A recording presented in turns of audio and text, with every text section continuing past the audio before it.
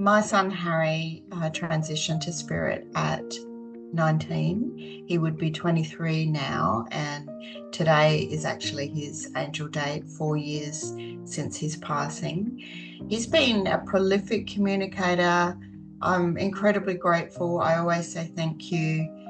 I always want more. I think that's the nature of motherhood, and also not having our children in the tangible physical space. So there's probably a couple of standout experiences I've had. Yeah, maybe 6 to 8 visitations over those 4 years. The bulk of my communication is dreams, and often that's mixed up with, a nonsensical narrative. But Harry is clearly present, and I do feel that dreams are the spaces where, or the places and the spaces where they can connect with us when our vibrations maybe meet, or when the dimensions are, perhaps the veil between them are at their thinnest. So the dreams, even though they might have elements that I forget as I go about my day, I might remember when I first wake up. So critical to get my book out and write down immediately. Obviously, the key thing for me is the part that Harry featured, and I always try and capture what he was wearing, his age. It's so interesting that out of, let's say 100, but I'm not sure, after 4 years it's probably more than 100. Out of 100 dreams, I would guess in 60% of them he is around or between the ages of 9 and 12. I have been told by mediums that's his favourite age, and I'm not sure. I feel like there might be a bit more to it, because it might also be the age when he still was very open to me, and we were like two hearts beating together.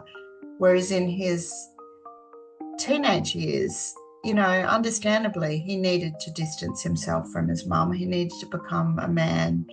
And so when he did pass at 19, we had a very different relationship. So the dreams where often he's between 9 and 12 are always emotionally intense and connected.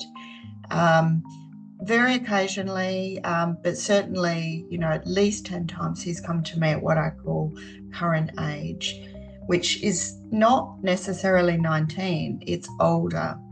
I've had several dreams where he appears to be visibly older, more like the age he is now in spirit, 23. And then I've also had dreams of Harry where he's a baby or a toddler.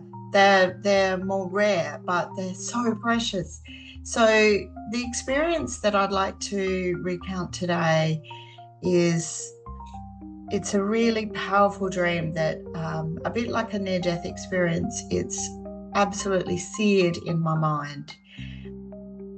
Possibly not as powerful as an NDE in that I can remember every second, but I remember the emotion, which is obviously the most critical. And I remember the shock, and I remember the details of the dream very clearly. So it goes like this.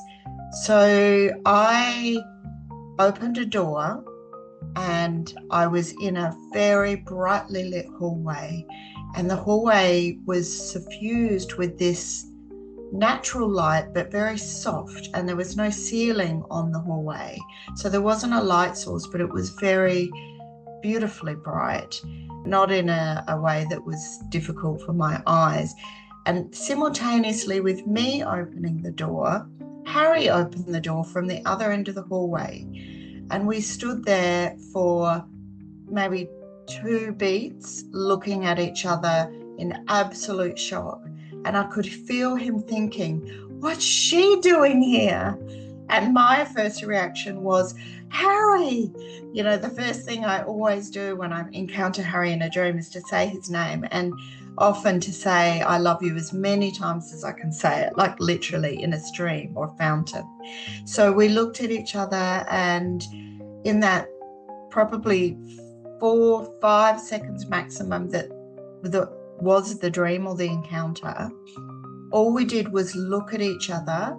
And unlike some dreams where there is some form of telepathy, I don't remember anything other than the sheer shock and the emotion of seeing each other and the absolute conviction that we were together in some dimension for those few seconds. I remembered what he was wearing, and it wasn't anything I'd seen Earthside, but it was his normal type of clothes. He was wearing shorts and a hoodie. And the biggest thing that stays with me is the expression on his face.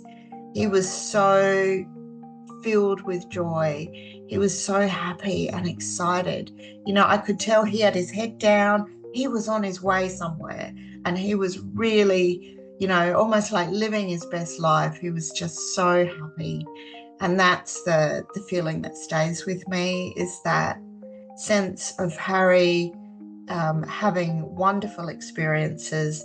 I'm sure he's doing work over there as well. Like, I'm sure well, I have been told he has sort of jobs and tasks to do that are obviously connected with his spiritual growth, but he's also having incredible fun. And that experience was so profound for me that I still remember it. I think it happened in 2021, and I still remember it very, very clearly.